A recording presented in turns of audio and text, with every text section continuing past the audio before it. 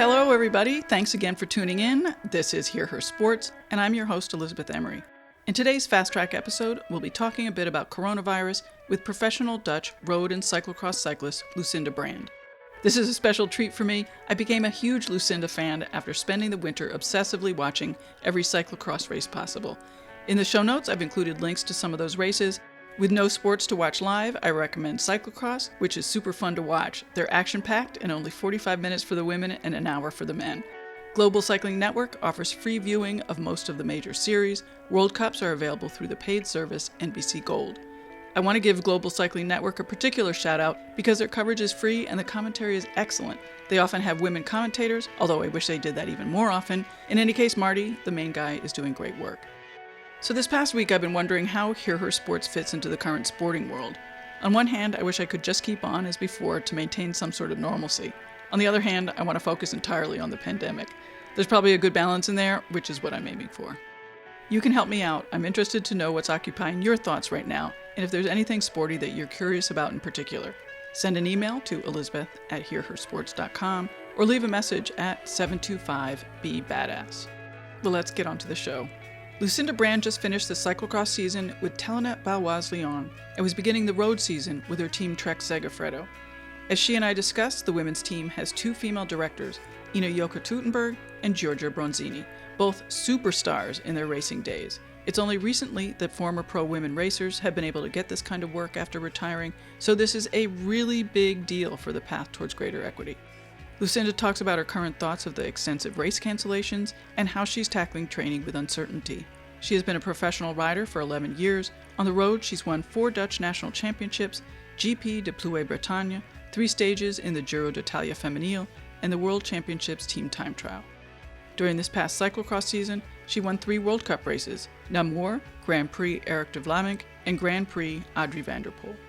Welcome, Lucinda, and thanks so much for taking the time to be on Hear Her Sports. I appreciate it. Yeah, thank you for having me. Let's start with the coronavirus, because we're talking right in the thick of things. What's your mindset today, and what's your mindset with the state of racing? Yeah, it's a lot of chaos going on in the whole world, of course, with this virus, and the mindset have to be changed a lot. It's not that easy mentally, of course, but when we look to the news on TV, then of course sport is not so big actually, and there's so much more going on. But yeah, for sure, it's not easy when you trained for all these races and you focused on it. And actually my shape was already good also. So then, yeah, it's not easy to skip everything out of the calendar and let's getting back to basic training actually. Yeah. Mm-hmm. Yeah, I mean, I'm not minimizing the disease, but we all do have to continue, hopefully, eventually, doing what we're doing.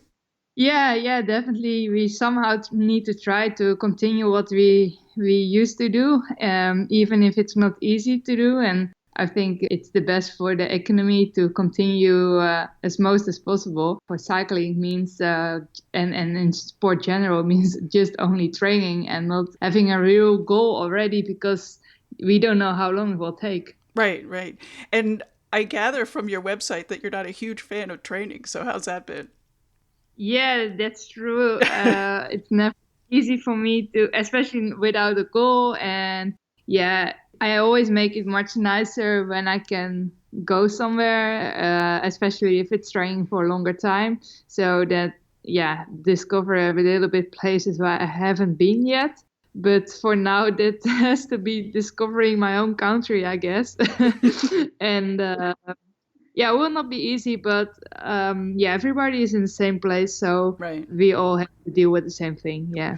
You know, you brought up a point I hadn't even thought about. Because we don't know when it's going to end, you don't really have a date for a goal. And that's hard when you're training for sport. You know, you always have a goal when you're supposed to be super ready. So how are you and your coach managing that? Yeah, that's basically the most difficult thing for now, actually. So we just got the instructions to try to train like in the winter, just basic endurance with some small sprints and stuff like that in training to keep the intensity load low and just keep our basic level. We don't need to focus too much on food also, just like they called it winter weight. And yeah. And then as soon as we know when the program will return, then they all gonna sit together who is gonna do which race, and then we will know what will be the next goal. And then we still have some weeks, of course, to start the intensity, but nobody will know how long this gonna take. It can take only the restrictions from now, so that's 3 weeks, but it can also take maybe 2 months. Right. Nobody will give an answer on that now. So for myself, I just don't put a date on it and keep also my mind ready for the worst, that it will take a very long time. And I think that's the best way to approach it. Otherwise you get disappointment on disappointment. And that's not the easiest thing for nobody, I think. And how are you maintaining connections with the team? By that, I mean your other teammates, but also the management and all that stuff. So the management just keeps us updated with the information they got by email. Just the most important things, like also that they gonna discuss how they can get as much races as possible in a smaller calendar, or having the season till end of November, for example. And then I have some phone contact with my trainer, because he's also in his own country, of course. So it's just giving feedback on my training and the other way around, and some WhatsApp contact with my teammates. We're dealing with all the same thing. Some teammates are ready for much longer, and like Italy, they are in the worst scenario at the moment already for more than 2 weeks at home. Mm-hmm. And the Olympics are coming up, so do you have any idea how this is going to impact that? I mean, has the Dutch team been selected, or is that still supposed to be happening in the future?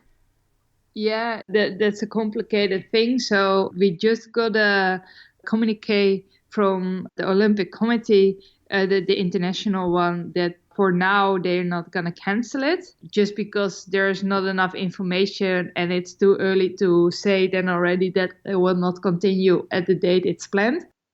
But for the selection from the Dutch cycling team, men and women, we should show our form in the Spring Classics, and the end of April. And then in the beginning of May, they should pronounce the selection. I didn't got any information that they will not decide it in May. So if they just gonna decide in May, then I guess they will just use the results from the past. But I also can imagine that they're just waiting what the Olympics gonna do, if they keep it on the same date, or that they just wait a little bit longer for information about that, and then giving information about how we can try to select. But for now it's just a little bit unsure. So I keep it. For me, it's now just how it should be also without the virus. Only then without the races to show myself. Right. I mean, it's interesting too, because everybody's going to wear this break differently. I mean, some people will come out of it great, and some people are really going to struggle, I imagine. Yeah, definitely. Yeah.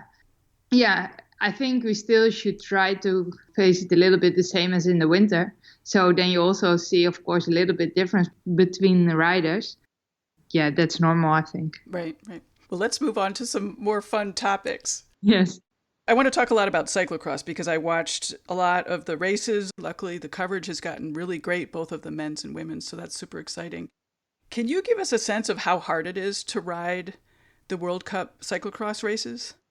I will try to explain how hard it is. I mean, unfortunately, it's basically Dutch, but the level is very high. So I hope also the other countries can match up with us coming season a little bit more. But it's a combination of so many things. It's not only physical, it's also the technique And also, especially when we all stay together, tactics, of course. And yeah, the last season, the level is really, really high and tight, which makes actually a cyclocross race is always already that you go for 45 minutes all in.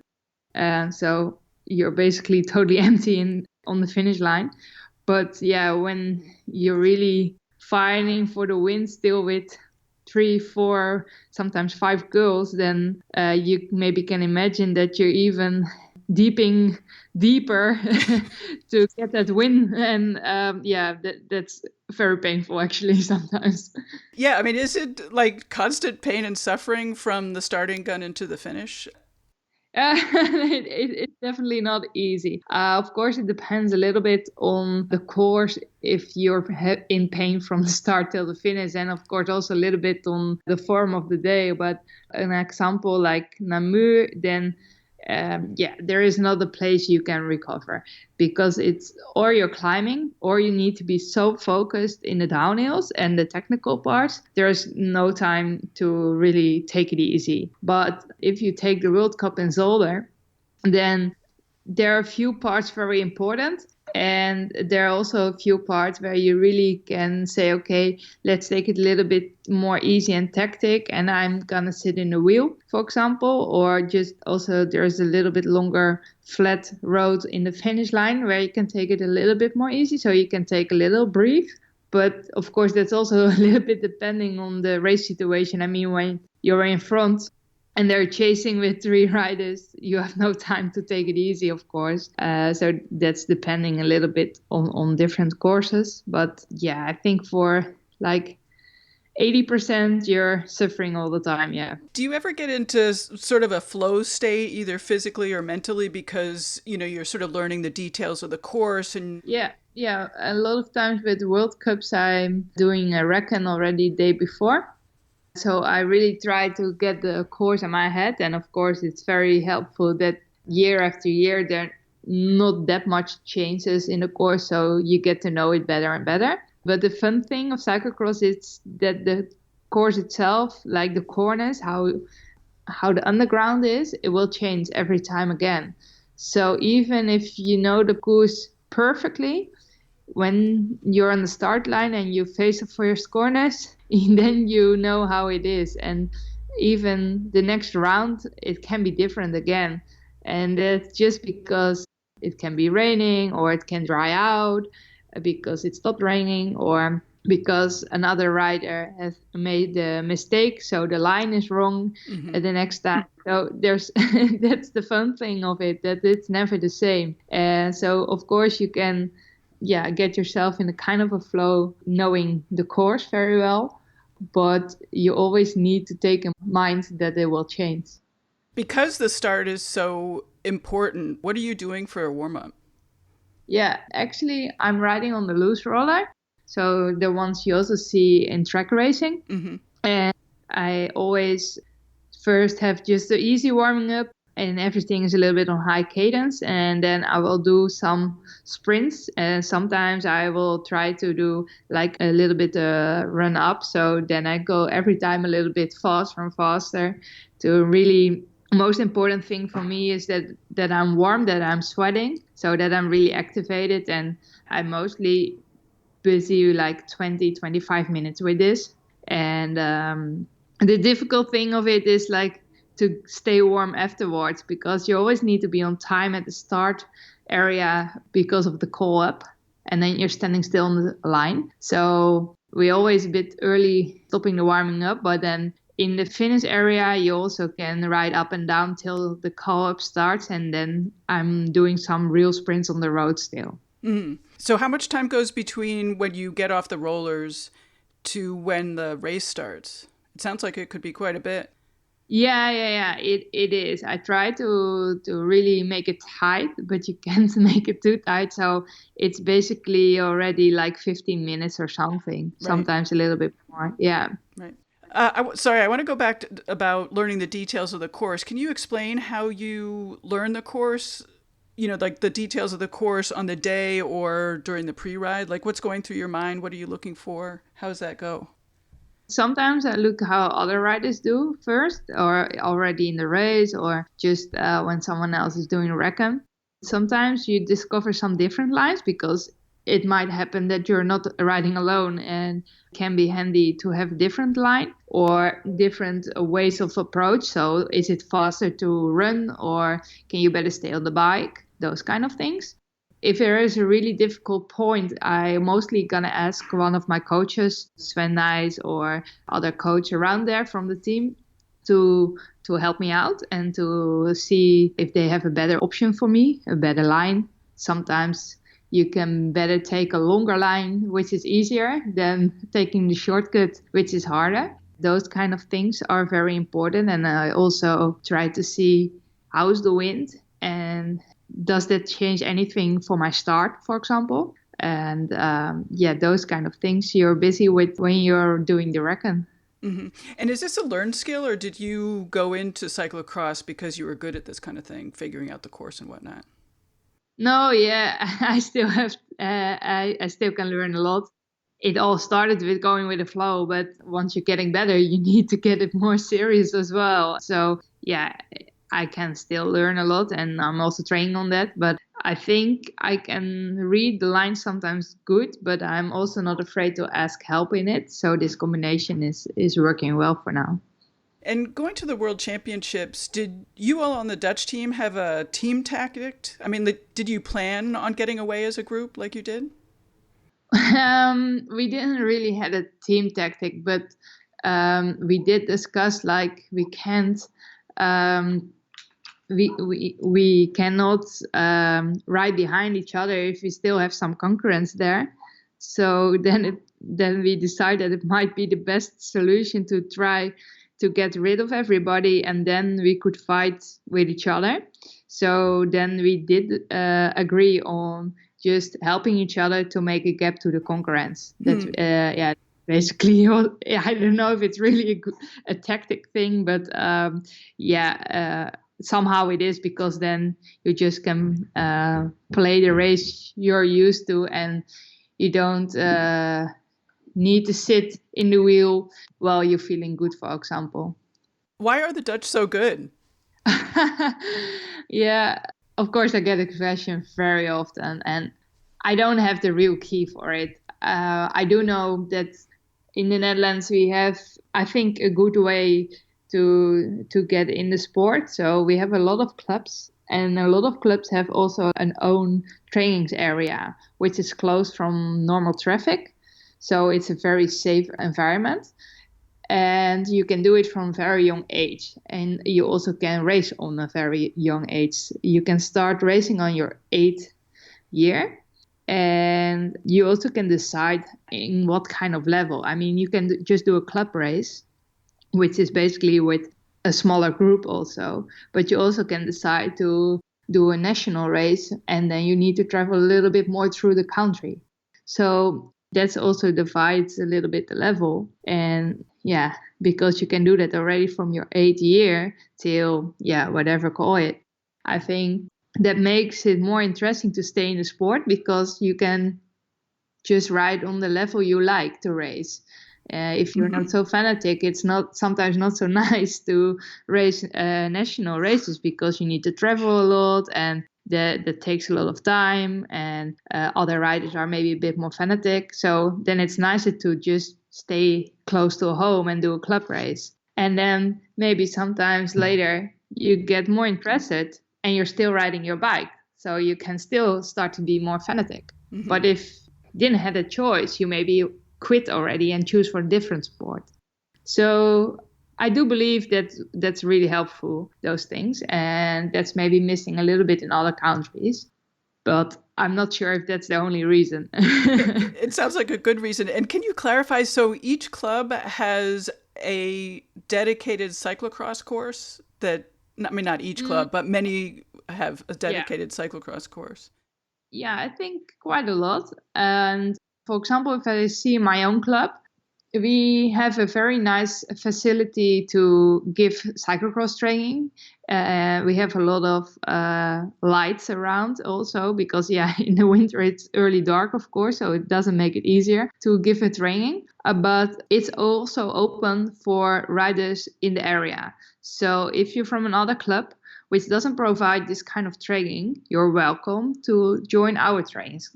And I think in that way, you also collect the riders together and they start to also play a bit with each other, which make them stronger. Right. That sounds great. Yeah. I can see why that would make a big difference. Yeah, it's really fun for sure. And how do you manage to do cyclocross and road back to back? I mean, in normal circumstances, you would be heavy into a road season right now. Yeah, it's not super easy. It's something you really need to plan.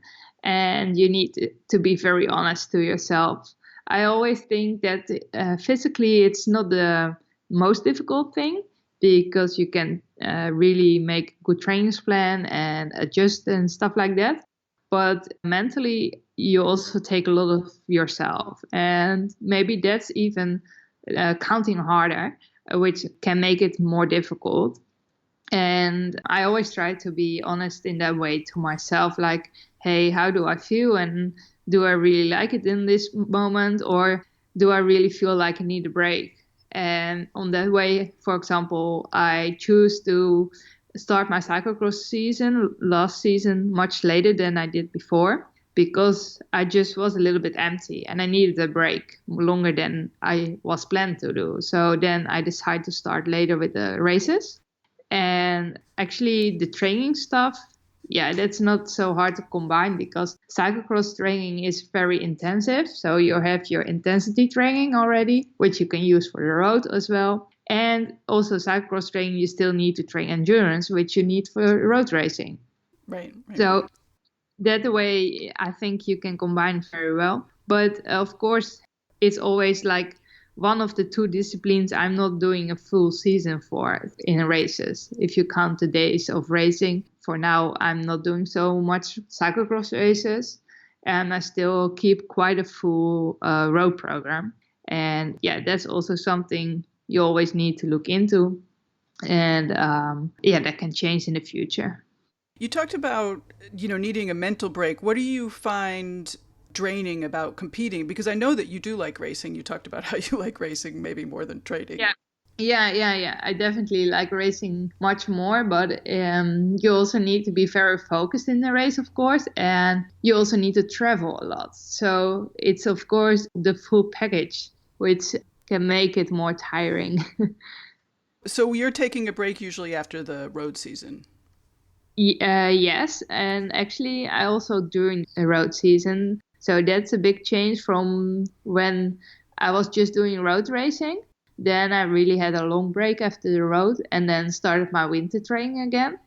And during the road season, I maybe had in May a little break, but that's it. And now if you look from January, then I do a trains camp already in January.